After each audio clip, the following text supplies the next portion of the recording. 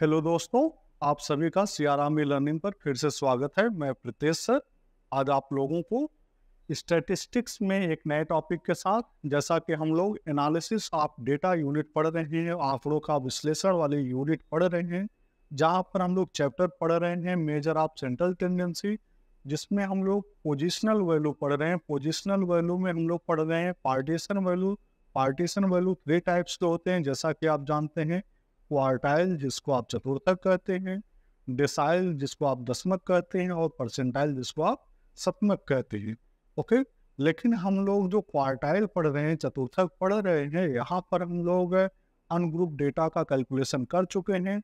आज हम लोग जिस इंडिविजुअल सीरीज की एनालिसिस करेंगे और देखेंगे कि जो हमारी Q1, Q2 और Q3 की वैल्यू है वह कैसे फाइंड आउट की जाती है। ओके, तो चलिए आगे देखते हैं। और इसकी पूरी थियोरेटिकल क्लास ऑलरेडी हो चुकी है, बस हम लोग आज से न्यूमेरिकल एक्सरसाइज पर विकास डालेंगे। ओके, तो हमारा जो क्वेश्चन ये होगा कि हम लोग पढ़ क्या रहे हैं, क्वार्टाइल। क्वार्टाइल को लेटर Q से डिनोट करते हैं, और इसका हिंदी जो नाम होता है चतुर्थक होता है। क्या होता है? चतुर्थक। चतुर्थक का मतलब होता है किसी भी चीज को 4 इक्वल पार्ट, 4 बराबर भागों में बांटना। 4 बराबर भागों में बांटना। ओके, तो 4 बराबर भागों में बांटना का मतलब हो गया कि 1 plus 1/4 plus 1/4 plus 1/4 plus 1/4 equals to 1। Okay, तो हम लोग 4 बराबर भागों में बांटेंगे, तो देखेंगे कि पहला जो पार्ट होगा, अगर आप इसको देखिए, अगर इस लाइन को हम देखें कि मान लीजिए कि हमारी एक श्रेणी है, एक सीरीज है, या कोई डेटा है, ओके, आंकड़ा है, तो आपको अगर 4 बराबर भागों में बांटना है तो इसको कितनी बार कट करेंगे? 3 बार कट करेंगे। कितनी बार? 3 टाइम्स। ओके, तो देखिए, एक 1 हो गया, एक 2 हो गया, एक 3 हो गया, और एक 4 हो गया। तो हमारी जो वैल्यू आएगी, एक Q1 की आएगी, एक Q2 की आएगी, और एक Q3 की आएगी। अगर मान लीजिए किसी सीरीज को 2 बराबर भागों में बांटना होता तो क्या होता? एक हमारा यहाँ से यहाँ तक हो जाता, और दूसरा यहाँ से यहाँ तक। तो हमें कितनी बार कट करना पड़ता है? एक बार कट करना पड़ता है। इसलिए जो इसकी एक बार कौन का काटता है? एक बार काटता है मीडियन, माध्यिका। तो आप कह सकते हैं कि Q2 equals to M, means quartile second किसके बराबर होती है? मीडियन, माध्यिका के बराबर होती है। ओके, और यह है डेसाइल 5 के बराबर होती है, डेसाइल 5 के बराबर होती है, और परसेंटाइल 50 के बराबर होती है। ओके, तो चलिए क्वेश्चन देखते हैं। क्वेश्चन के अकॉर्डिंग हम लोग सोल्यूशन करते हैं। और जो आज के क्वेश्चन होगा वो कौन सी सीरीज पर होगा? आज का जो क्वेश्चन है वह आपका इंडिविजुअल श्रेणी एकल श्रेणी पर होगा। इंडिविजुअल सीरीज एकल श्रेणी पर होगा। तो जो हमारा क्वेश्चन है, देखिए क्वेश्चन कुछ इस तरह से है। मान लीजिए क्वेश्चन करा कि find the value of quartile. Quartile में 2 क्वार्टाइल फाइंड आउट करेंगे, क्योंकि पिछले क्वेश्चन में हम लोग तीनों क्वार्टाइल फाइंड आउट कर चुके हैं, Q फर्स्ट, Q सेकंड और Q थर्ड।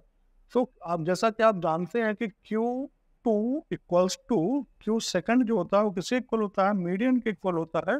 तो इस सीरीज का जो हमारा क्वेश्चन है, अगर आप इसका मीडियन फाइंड आउट करेंगे तो इसका मीडियन आपके किसके बराबर हो जाएगी? इसका मीडियन आपका क्वार्टाइल 2 के बराबर हो जाएगा। तो इसलिए हमें क्वार्टाइल 2 को फाइंड आउट करने की जरूरत नहीं है। तो चलिए हम लोग क्या फाइंड आउट करेंगे? Q1 and Q3। Okay, from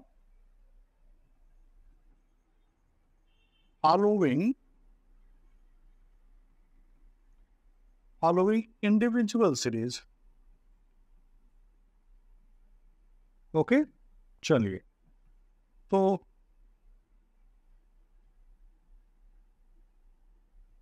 okay,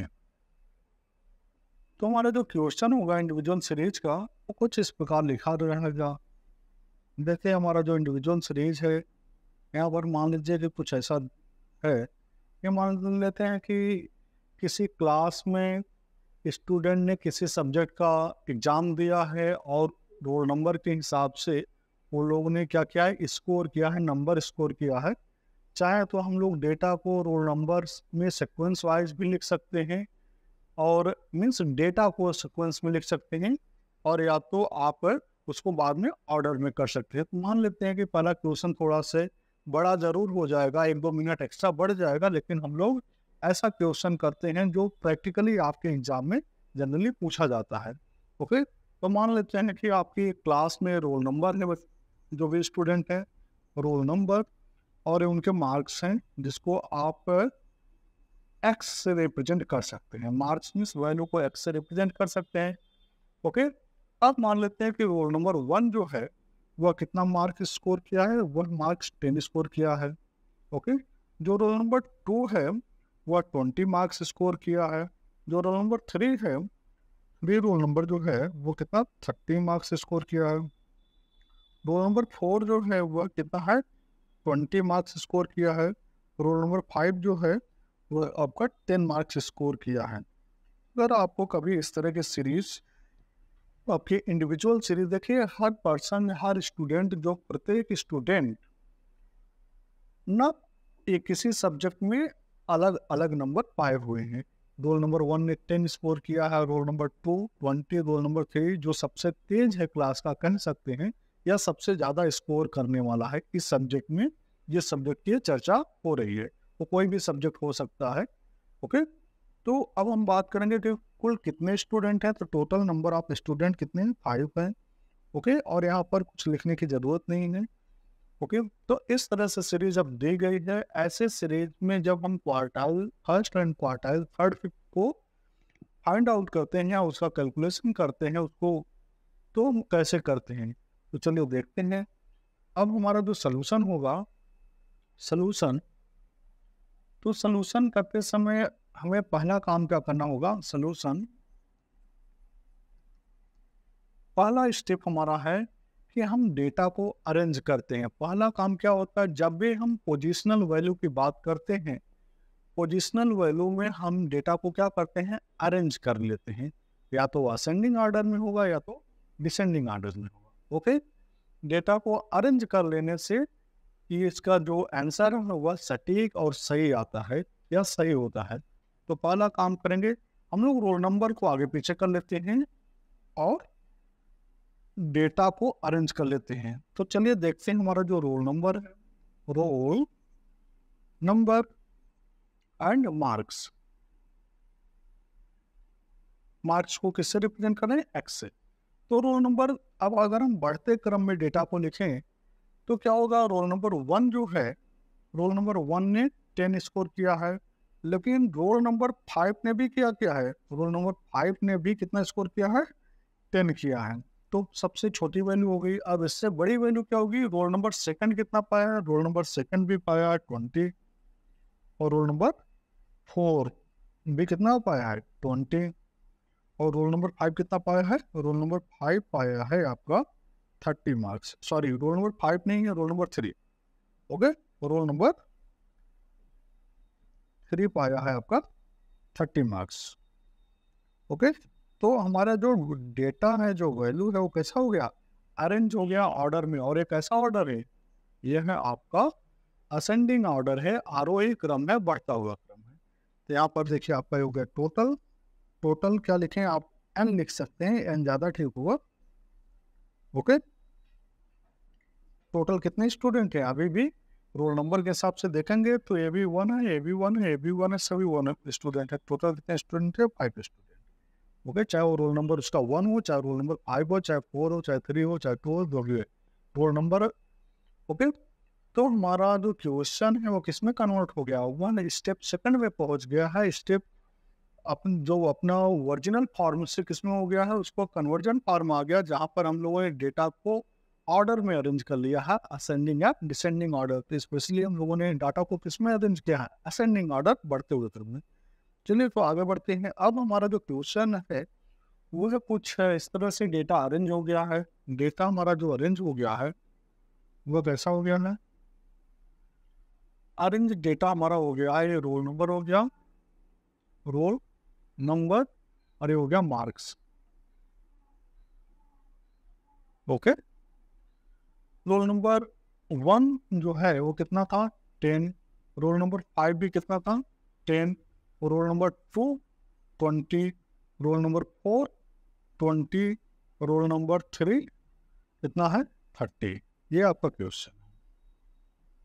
okay, ये हमारा डेटा अरेंज हो गया जहाँ पर हमारे टोटल स्टूडेंट कितने हैं, 5 स्टूडेंट हैं।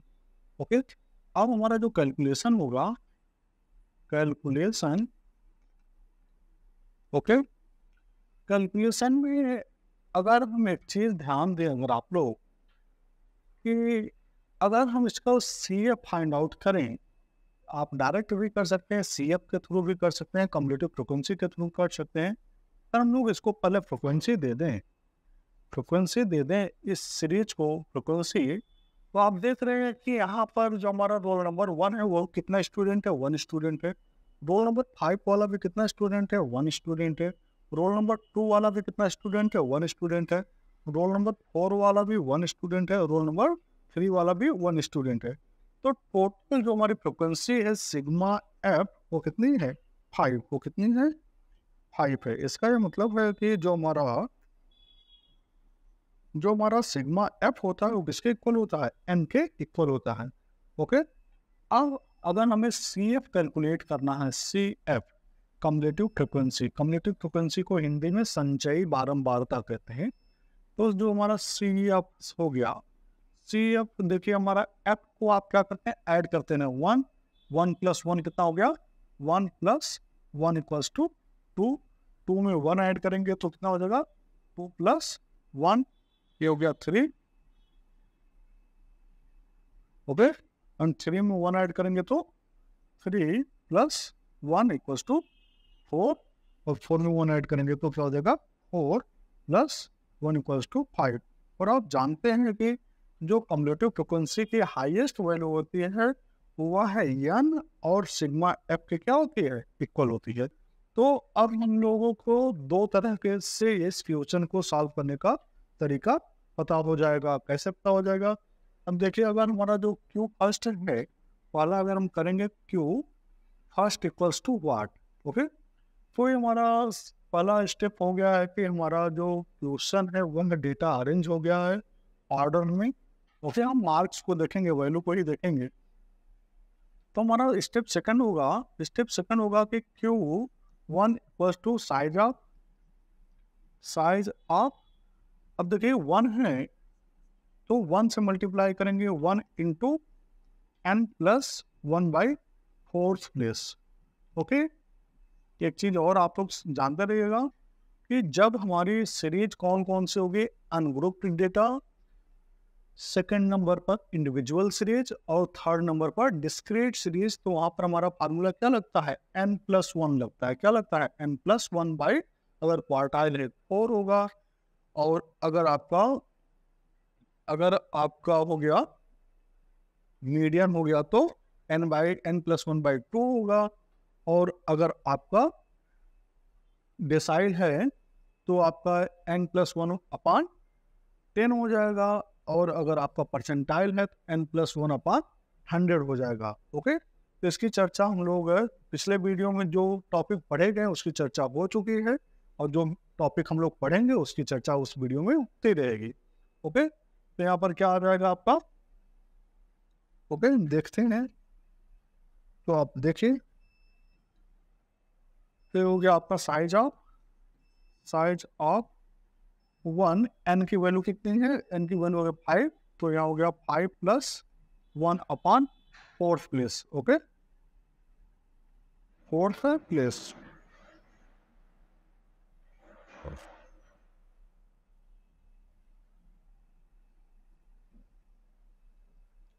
ओके, कितना आ जाएगा आपका, साइज ऑफ 1 से मल्टीप्लाई करेंगे तो वैल्यू सेम रहेगी, इसका आपका मतलब हो गया 6/4 प्लेस। ओके, तो कितना आ जाएगा आपका 1 point, sorry, size of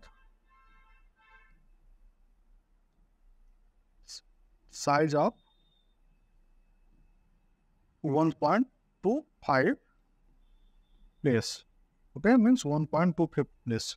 okay, तो मीन्स जो हमारी ये वैल्यू होगी कहाँ पर होगी, 1.25 पर होगी।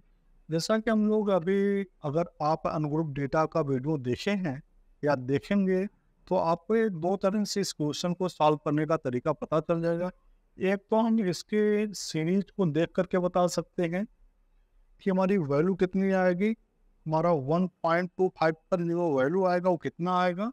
नहीं तो यहाँ से भी कैलकुलेशन करते हैं, तो जो हमारा यहाँ से कैलकुलेशन होगा, देखिए क्या आएगा, वो आ जाएगा 1 क्यू 1 इक्वल्स टू, देखिए आपका फर्स्ट प्लेस पर कितना होगा, फर्स्ट प्लेस तो हमारा सी एफ है वो कितना है, 10 है। ओके, और ये फर्स्ट से सेकंड के बीच में होगा। ओके, तो यहाँ पर अगर हम वैल्यू को इस तरह से देख रहे हैं जैसा कि लिखा हुआ है, तो इसके अकॉर्डिंग ज़्यादा ठीक होगा क्वेश्चन को सॉल्व करना। तो हमारे यहाँ पर हो गया ये। ओके, मीन्स वैल्यू जो आएगी 1 से 1 प्लेस से प्लस और सेकंड प्लेस से कम की आएगी। ओके, तो जो हमारा वैल्यू है वो कितने का है, देखिए आप लोग, वैल्यू जो होगी हमारा क्या हो गया, फर्स्ट और प्लस सेकंड प्लेस पर क्या हो जाएगा, सेकंड प्लेस का डिफरेंस का 1/4 प्लेस, क्योंकि हमारा 2.5 किसको इंडिकेट करता है, 0.25 किसको इंडिकेट करता है, इक्वल्स टू 1/4, इसका मतलब है उसका 4 पार्ट। ओके, तो इसका जो डिफरेंस होगा फर्स्ट एंड सेकंड प्लेस का, उसका 1/4 पार्ट।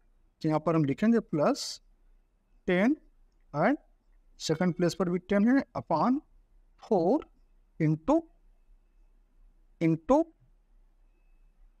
1/4 पार्ट हम ले रहे हैं, तो 4 से डिवाइड कर लिए और एक पार्ट उसका ले रहे हैं, तो 1 से मल्टीप्लाई कर ले रहे हैं। ओके, 1 से मल्टीप्लाई हो रहा है, तो क्या हो जाएगा 10 प्लस यहाँ पर कितना हो जाएगा, 0 हो जाएगा, तो 0.4, तो कितना हो जाएगा, 0.4 हो जाएगा 0। तो वैल्यू जो आएगी हमारा Q1 की, अगर इसको आगे लिख लिया जाए, यहाँ पर लिख लिया जाए, तो हमारा Q1 की जो वैल्यू है वो कितना आ जाएगी, 10 आ जाएगी। ओके, तो अगर आप CF से भी देख सकते थे कि हमारा फर्स्ट CF में नहीं मिलेगा, सेकंड में, सेकंड के सामने जो वैल्यू होगी वही हमारी क्या होगी, वही हमारी Q फर्स्ट की वैल्यू होगी। ओके, तो आई होप, आशा करते हैं कि आपको एकदम क्लियर समझ में आ गया है। अब हम लोग Q3 के कैलकुलेशन की चर्चा करते हैं। ओके, तो Q3 के बारे में हम लोग देखते हैं, आप लोग इसका एक स्क्रीनशॉट ले सकते हैं, ये आपको समझने में काफ़ी मदद करेगा। ओके, तो चलिए आगे बढ़ते हैं और Q3 को फाइंड आउट करते हैं। तो जैसा कि क्वेश्चन हमारा है Q3 equals to what, same series है। सीरीज हमारा जो है, सीरीज में हम लोग देख लेते हैं कि हमारा क्या क्या लिखा गया था। ये था हमारा रोल नंबर और ये हमारा वो था मार्क्स, जिसको हम लोग किससे रिप्रेजेंट कर रहे थे, एक्स से रिप्रेजेंट कर रहे थे, एक्स से शो कर रहे थे। जो हमारा रोल नंबर 1 था उसने 10 स्कोर किया था, 10 नंबर पाया था। Roll number 2, sorry roll number 2 नहीं, रोल नंबर 5, रोल नंबर 5 भी 10 पाया था। रोल नंबर 2 20 मार्क्स पाया था। रोल नंबर 4 20 मार्क्स पाया था। रोल नंबर 3 कितना पाया था, 30 मार्क्स पाया था। ओके, जहाँ पर हमारा टोटल एन जो था, एन कितना था, एन था टोटल नंबर ऑफ स्टूडेंट कितने हैं, 5 हैं। और यहाँ पर एक्स के समेशन की जरूरत हमें नहीं है, क्योंकि हम लोग मेन समांतर माध्य को का कैलकुलेशन नहीं कर रहे हैं। ओके, तो हमारा जो Q3 है, Q3 का जो कैलकुलेशन है, कैलकुलेशन, ओके, ये हमारा सेकंड कैलकुलेशन होगा Q3 के लिए। तो Q3 का क्या हो जाएगा, Q3 equals to size of 3 है, तो 3 से मल्टीप्लाई करेंगे, 3 into n plus 1/4 place. Okay, तो कितना आ जाएगा आपका, साइज ऑफ हो गया 3 इंटू n की वैल्यू है 5 प्लस 1/4 प्लेस। फिर देखते हैं आगे क्या होगा, साइज ऑफ 3 इंटू ये कितना हो गया, 6/4 फोर्थ प्लेस। ओके, कितना हो जाएगा आगे देखिए, साइज ऑफ ये हो गया 3 इंटू 1 अपॉन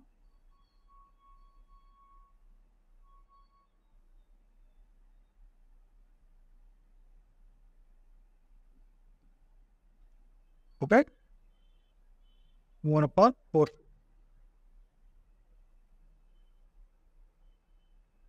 यहाँ पर जो इसकी वैल्यू होगी, इसकी वैल्यू हो जाएगी आपका, आप क्यू फर्स्ट को देख लीजिए वो ध्यान से। यहाँ पर जो वैल्यू होगी ये है आपका, यहाँ पर मिस्टेक हो गया है, ये आपका आ जाएगा 1.50। जब आप इसका सोल्यूशन करेंगे इसका 6/4 का, तो जो वैल्यू आएगी क्या आएगी, 1.5 प्लस आएगी। तो भी हमारा जो यहाँ पर कैलकुलेशन होगा इसका इंटू 2 हो जाएगा यहाँ पर। ओके, बस इतना ही आप इसको क्लियर कर लीजिए, क्योंकि 50 मीन्स कितना होता है, 50 मीन्स होता है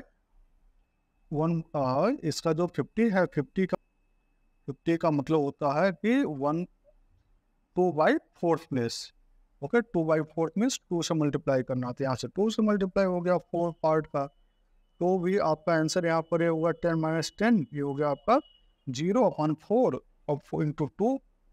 तो 2 से मल्टीप्लाई करें पहले तो इसकी वैल्यू 0 हो जाएगी, 0/4 इंटू 2 की, तो आपका 10 ही आएगा। आंसर में कोई चेंजेस नहीं आएगा, लेकिन यह है कि यहाँ पर एक छोटी सी मिस्टेक हो गई थी, तो इसको आप क्लियर कर लें। ओके, कैलकुलेशन मिस्टेक होती रहते हैं सोल्यूशन वाले क्वेश्चन में। ओके, चलिए आगे बढ़ते हैं। अब यहाँ पर देखिए इसकी वैल्यू क्या है, आपका 6/4 की वैल्यू आ गई 1.5, और इसको 3 से मल्टीप्लाई करेंगे तो कौन सा प्लेस आएगा, तो देखिए आप साइज ऑफ 7.5 प्लेस। ओके, ये आएगा, नो 4.5 प्लेस आएगा।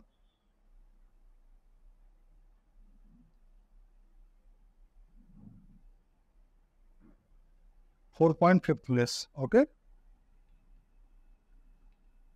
अगर इसका मल्टीप्लाई करेंगे तो आपको ये मिलेगा, और इस प्लेस पर अब हमें देखना है कि हमारा जो Q3 है उसकी वैल्यू क्या होगी।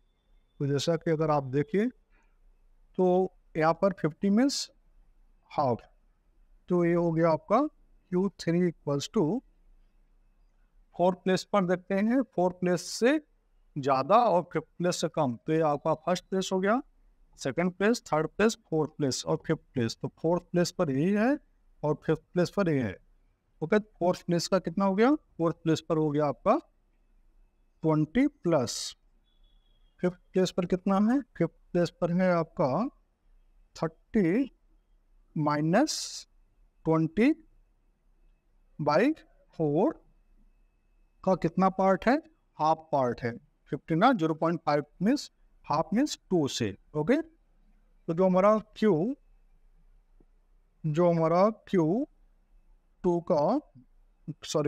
का आंसर आएगा उसको देखते हैं आगे नेक्स्ट पेज पर।